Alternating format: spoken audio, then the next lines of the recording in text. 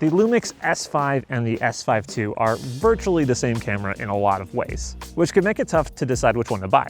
The original S5 is a lot cheaper, whereas the Mark II has more features. But do you need those features? And is it worth the extra money? That's what this video will walk you through. Now, one of the main selling features of the Mark II, which is what this shot's being filmed on, is the autofocus. It is so much better than the original S5s. The S5, worst in class. Terrible. God awful, cannot rely on it.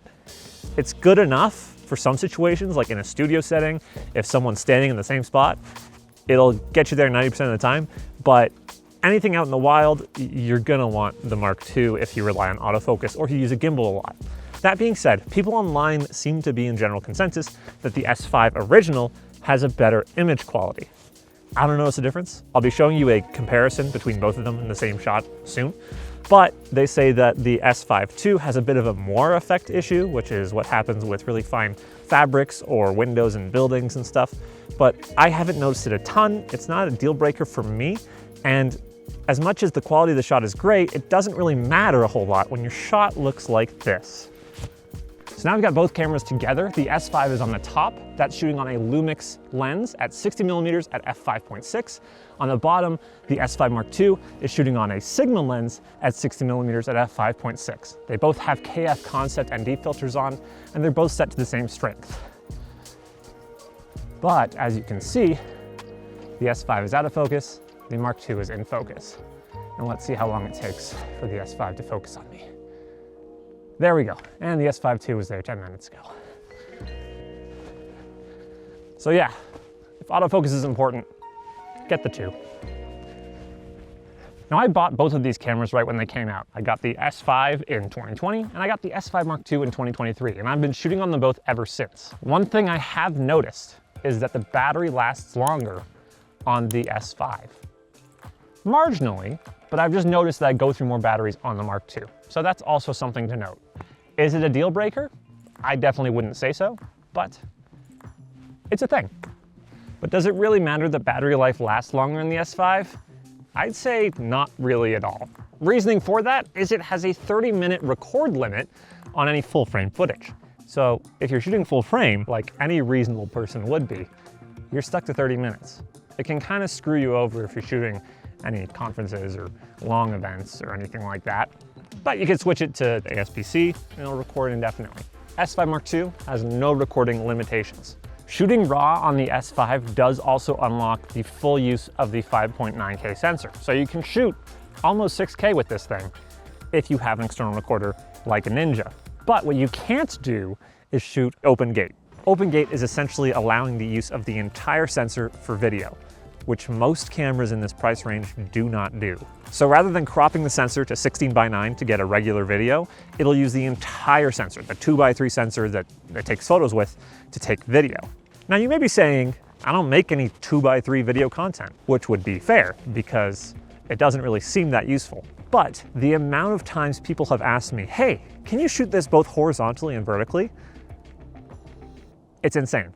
So this is the best alternative, the best medium. It gets you almost a square image, so you're able to frame for vertical and horizontal. It gives you a lot more room to crop, and it's really great. Plus, it can shoot in 6K. The S5 is limited to 4K, so there's that. Now, it's not all hate towards the S5. It does have a couple features that the S5 Mark II doesn't. For example, it can shoot ProRes RAW stock, out of box. You just need to hook it up to an external recorder like an Atomos Ninja, and it'll work. It'll shoot ProRes RAW out of the micro HDMI port. The S5 Mark II needs an unlock key, which is about 150 bucks, and they have to physically mail you a code to unlock it in your S5 II. Or if you get the S5 Mark II X, that comes with it. That being said, yes, I did say micro HDMI. It's disgusting. This thing has a micro HDMI port. The S5 Mark II has a full-sized HDMI port. So they both do the same thing, but it feels like it's gonna break every time I use it. I'm recording this part of the video on both cameras so we can cut back and forth and you can see the quality difference. One big feature of these cameras that isn't really noted much online is they both have a high resolution photo